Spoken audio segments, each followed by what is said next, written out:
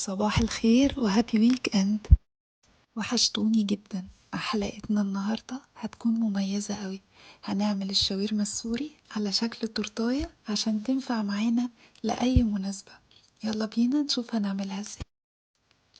في البداية هنخبز العيش السوري بتاع الشاورما مع بعض، والمقادير بتاعتنا بسيطة جدا قريبة لطريقة الرقاق. عندنا 2 كوب من الدقيق الفاخر متعدد الاستخدامات. لازم الدقيق بتاعنا يكون نوعه كويس قوي عشان هيفرق معانا. نص معلقة ملح ورشة من السكر ومعلقة صغيرة من السمنة البلدي. هنعجن الكلام ده كله بلبن رايب. طبعا كمية اللبن هتتحدد على حسب نوع الدقيق. لازم العجينة معانا تتلم كده كلها مع بعض بالشكل اللي حضراتكم شايفينه ده. وبعدين هنعملها لكرات صغيرة كده على حسب مقاس الساندوتش بتاعنا، وهنغلف الكلام ده كله وهنسيبه يرتاح نص ساعة.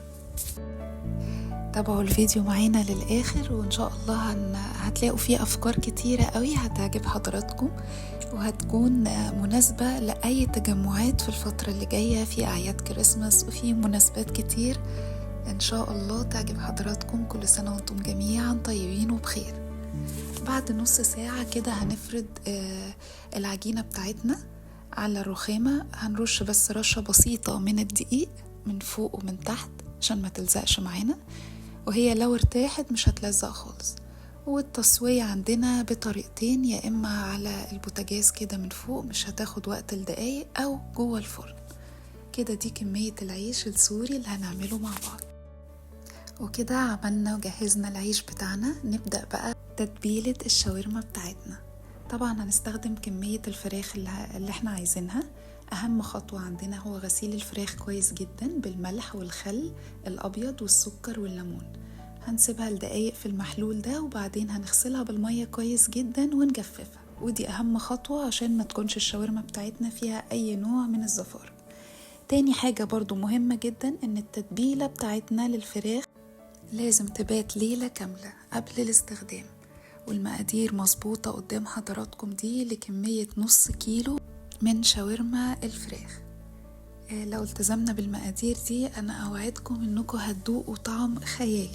وتبات في التتبيلة برضو تاني بأكد على حضراتكم ليلة كاملة.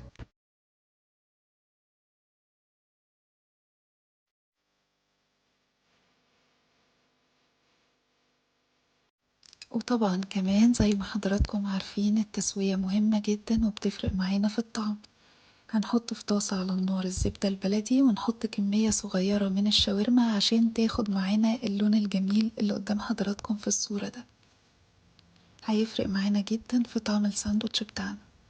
بعد كده هنبتدي نجهز ساندوتش الشاورما بتاعتنا.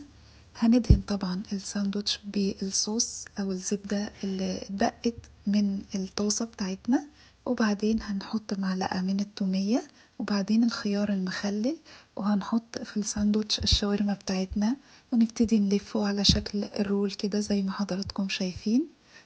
وبعدين ممكن نسويه على الجريل بمعلقة زبدة تانية. ولحد هنا احنا ممكن ناكل الساندوتش بتاعنا جنب البطاطس والتومية عادي جدا. لكن احنا النهاردة هنعملها بشكل مختلف شوية على شكل تورتاية زي ما قلتلكم عشان تنفع لكل المناسبات السعيدة اللي جاية ان شاء الله، او لو في اي مناسبة. هنعمل في قالب التشيز كيك. هندهنه كده بالفرشة يا اما بزيت زيتون يا اما بزبدة بلدي زي ما حضراتكم حابين. هنقسم الساندوتش بتاعنا على جزئين ونلفه بشكل دائري في قلب صينية التشيز كيك، ونرشه من على الوش بميكس الجبن كده زي ما حضراتكم شايفين. وهنسيبه لدقايق داخل الشواية عشان ياخد اللون الحلو ده. وطبعا اول ما هتخرج من الفرن ممكن نزينها كده بالبطاطس المحمرة زي ما حضراتكم شايفين في الصور، او نسيبها كده ونزينها برضو بالفراخ بس ونكتفي بالجبن زي ما حضراتكم حابين. لو عجبتكم حلقتنا وافكارنا النهاردة ادعمونا. دعمكم بيفرق جدا معانا، وتابعونا دايما على طعمها ايه. لسه عندنا وصفات حلوة كتيرة ليكم.